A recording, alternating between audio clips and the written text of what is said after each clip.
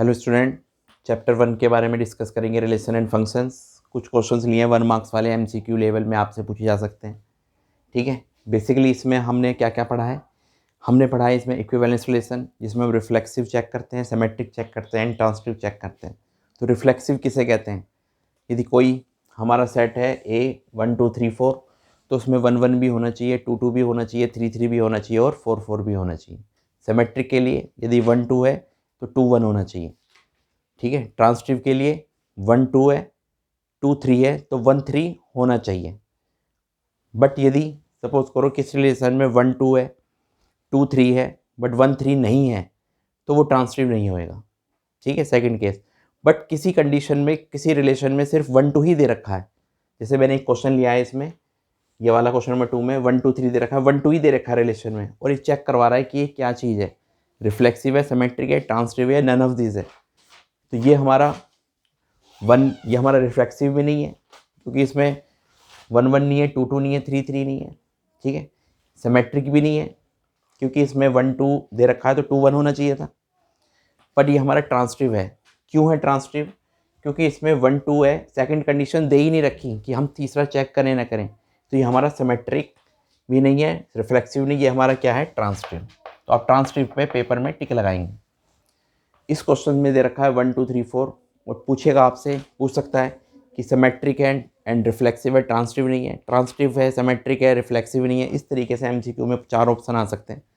तो आप चेक करेंगे कि इसमें 1 2 3 4 दे रखा है, तो इसमें 1 1 भी है रिफ्लेक्सिव के लिए, 2 2 भी है, 3 3 भी है, 4 4 भी है, तो ये हमारा रिफ्लेक्सिव होगा। सिमेट्रिक चेक करेंगे, ठीक है, 1 2 है पर 2 1 नहीं है, तो सिमेट्रिक नहीं है।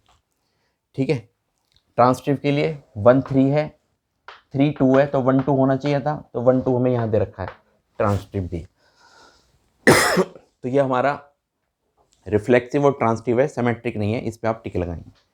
1 2 3 दे रखा है, 1 2 दे रखा है रिलेशन में बस, और पूछ रहा है कि क्या चीज़ है, रिफ्लेक्सिव है, सिमेट्रिक, ट्रांसिटिव है, नन ऑफ दिस, तो ये हमारा ट्रांसिटिव होगा। ट्रांसिटिव पे टिक लगाना आप। यहाँ पे 1 2 दे रखे हैं और ये रिलेशन दे रखा है, पूछ रहा है क्या चीज़ है, तो हमें पता है 1 1 भी है, 2 2 भी है, 3 3 भी है, तो ये हमारा पक्का रिफ्लेक्सिव तो होगा ही होगा। ठीक है, 1 2 है, 2 1 नहीं है, तो ये सिमेट्रिक नहीं होएगा। ट्रांसिटिव के लिए 1 2 दे रखा है, 2 3 दे रखा है, तो 1 3 भी दे रखा है यहाँ पे, ये हमारा ट्रांसिटिव भी होगा। तो ये हमारा सिर्फ सिमेट्रिक नहीं है, ट्रांसिटिव भी है और रिफ्लेक्सिव भी है। ठीक है, 1 1 ऑन टू फंक्शन में आ गए। अब हम 1 1 किसे कहते हैं? यदि ए ने बी के साथ क्लास पूरी कर दी, 1 1 कहलाता है। ऑन टू, बी ने ए के साथ पूरी कंप्लीट क्लास कर दी, तो ऑन टू कहलाएगा। ठीक है, अब यहाँ पे ये ध्यान रखिए, रियल से रियल में जा रहा है फंक्शन 3x, तो यदि ये हमारा 3x, ठीक है, पावर यहाँ पे क्या है, ओड है। ठीक है, ये हमारा बाइजेक्टिव फंक्शन होएगा, 1 1 भी है, ऑन टू भी है। इस तरह के सभी क्वेश्चंस हमारे यदि रियल से रियल में जा रहे हैं तो 1 1 ऑन टू पे हम टिक लगाएंगे।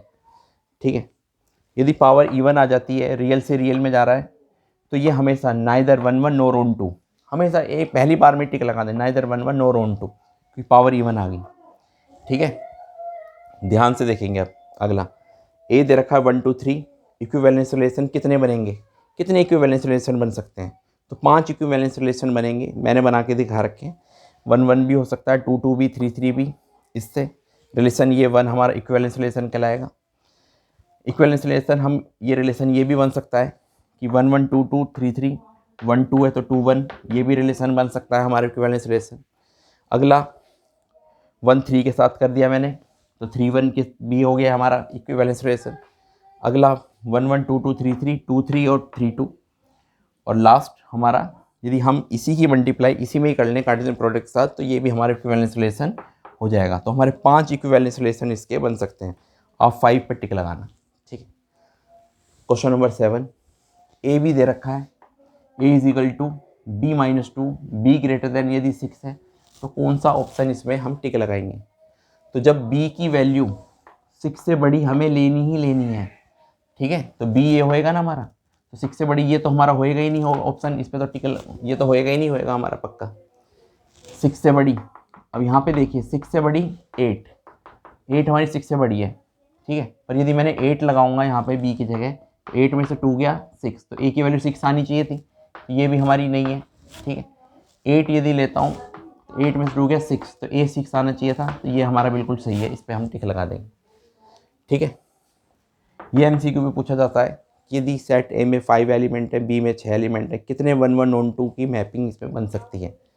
तो यदि हमारी सेट ए और सेट बी में एलिमेंट बराबर नहीं है, ठीक है, तो हम क्या बनेंगी, कितने इसकी मैपिंग बनेंगी, 0, 0 पे टिक लगाएंगे। ठीक है। यदि m बराबर n नहीं है, ठीक है, तो